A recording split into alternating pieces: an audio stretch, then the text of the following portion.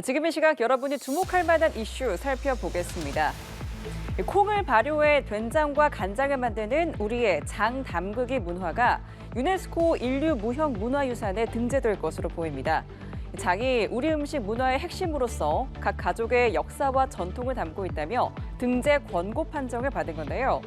등재가 확정되면 우리나라의 23번째 인류 무형 문화유산입니다. 신세롬 기자입니다. 정성껏 콩을 고르고 삶은 뒤 으깨 뭉쳐 메주를 만들고 볏짚으로 묶어 매달고 이후 소금물에 담가 숙성시키면 우리의 먹거리 간장과 된장이 탄생합니다. 오랜 역사 속에서 이어져 온 우리의 장담그기 문화가 유네스코 무형유산위원회 산하평가기구 심사에서 등재 권고 판정을 받았습니다. 무형유산위원회에서 권고 판정이 뒤집히는 사례는 거의 없는 만큼 장담그기의 등재는 확실시됩니다. 평가기구는 장은 한국 식생활의 근간을 이루는 식품이라며 가족의 정체성을 반영하고 구성원 간 연대를 촉진하며 장담그기 전통이 관련된 문화적 관습을 탄생시켰다고 평가했습니다.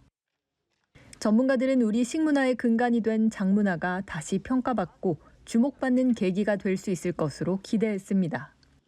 우리 전통 발효 음식으로 봐서는 가장 역사가 깊은 그런 음식이고 또 장유가 있음으로 해서 우리 한식이 차별화가 될 수가 있었어요.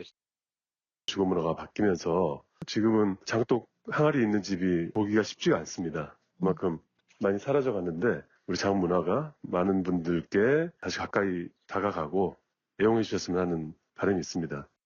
장담그기가 등재되면 판소리, 씨름, 연등회, 탈춤 등에 이어 한국의 23번째 인류 무형유산이 됩니다.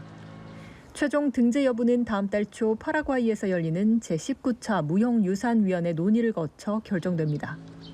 우리나라는 중국, 프랑스 등에 이어 인류 무형문화유산 종목을 세계 5번째로 많이 보유한 국가입니다.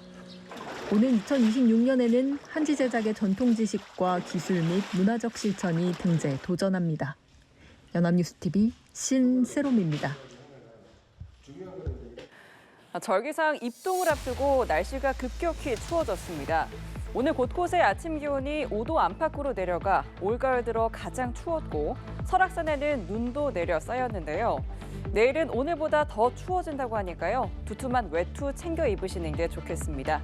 이마경 기자입니다. 설악산 일대에 하얀 눈발이 흩날립니다. 등산로 곳곳은 금세 하얗게 변했습니다. 설악산의 아침 기온이 0도 안팎으로 떨어지면서 2cm의 눈이 내려 쌓였습니다.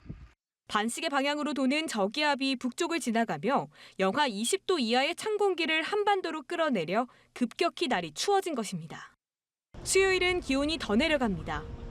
서울 3도 등 전국 대부분 지역의 아침 기온이 5도를 밑돌겠습니다. 대관령은 영하 4도, 철원은 영하 2도까지 떨어지겠습니다. 낮 최고 기온도 중부지방은 10도 안팎에 머물며 종일 쌀쌀하겠고 바람까지 강하게 불면서 몸으로 느끼는 추위는 더 심하겠습니다. 북서쪽에서 찬 공기가 남하하면서 아침 기온은 전일보다 2도에서 5도가량 더 떨어져 춥겠고 일부 내륙에서는 영하의 기온을 보이는 곳도 있겠습니다. 추위의 기세는 목요일에 정점을 찍을 전망입니다. 서울의 아침 기온이 2도까지 곤두박질해 올가을 들어 가장 춥겠습니다. 기상청은 금요일부터 차차 기온이 오르면서 다시 예년의 선선한 가을 날씨가 나타날 것으로 내다봤습니다. 연합뉴스TV 이마경입니다. 정부가 대한축구협회에 대한 특정감사 최종 결과를 발표했습니다. 먼저 정몽규 회장의 자격정지 이상의 중징계를 요구했는데요. 또 홍명보 감독 선임도 후보자 추천부터 다시 해서 절차상 하자를 고치라고 협회에 통보했습니다. 정주희 기자입니다. 문체부는 정몽규 회장이 축구협회를 대표하고 사무를 총괄하는 막중한 자리에 앉았음에도 규정과 절차를 준수하지 않았다고 지적했습니다.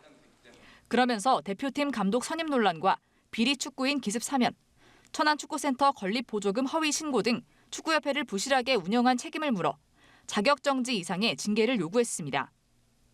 이에 따라 자격정지와 해임, 제명을 중징계로 규정하고 있는 축구협회 스포츠공정위원회는 한 달 안에 정 회장을 징계하고 문체부에 통보해야 합니다. 세 가지 종류의 징계 중에서 축구협회 공정위원회에서 선택하면 될 것으로 저희들은 판단하고 있습니다. 국민의 그 눈높이와 여론에 맞춰서 바람직한 판단을 할 거라고 기대하고 있습니다. 문체부는 홍명보 감독과 관련해서도 이임생 기술이사가 권한 없이 선임에 관여했던 절차적 하자를 치유할 방안을 강구하라고 통보했습니다.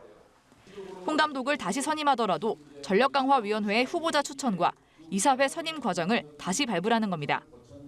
기존에 홍명보 감독과 체결한 계약은 축구협회가 그 계약을 유지하든지 변경하든지 취소하든지 모든 옵션이 있을 텐데요. 그것은 축구협회가 알아서 자율적으로 판단할 문제입니다. 문체부는 정몽규 회장 징계를 포함한 조치들이 제대로 이행되지 않을 경우 보조금 지원 제한 등 모든 정책 수단을 활용하겠다고 경고했습니다. 아울러 축구협회를 감독하는 문체부의 감사가 협회의 자율성을 확보하라는 피파 정책에 저촉되지 않는다고도 강조했습니다. 축구협회는 재심의 요청을 검토하고 있다며 곧 협회의 공식 입장을 발표하겠다고 밝혔습니다. 연합뉴스TV 정주희입니다. 함께 근무했던 여성 군무원을 살해하고 시신을 훼손해 하천에 유의한 혐의를 받는 30대 육군 중령이 구속됐습니다. 법원은 증거인멸과 도주의 우려가 있다고 영장 발부 사유를 설명했는데요. 앞서 법원의 모습을 드러낸 피의자는 쏟아지는 취재진들의 질문에 묵묵부답으로 일관했습니다. 이상현 기자입니다. 화천 시신 훼손 및 살인 사건의 피의자 30대 육군 중령 A씨가 영장 실질 심사를 위해 법원을 찾았습니다. 승합차에서 내려 법정으로 들어가는 과정에서 취재진의 질문이 쏟아졌지만 아무런 말도 하지 않습니다. 피해자에게 할 말 없습니까? 여자분 휴대폰을 왜 버리셨어요?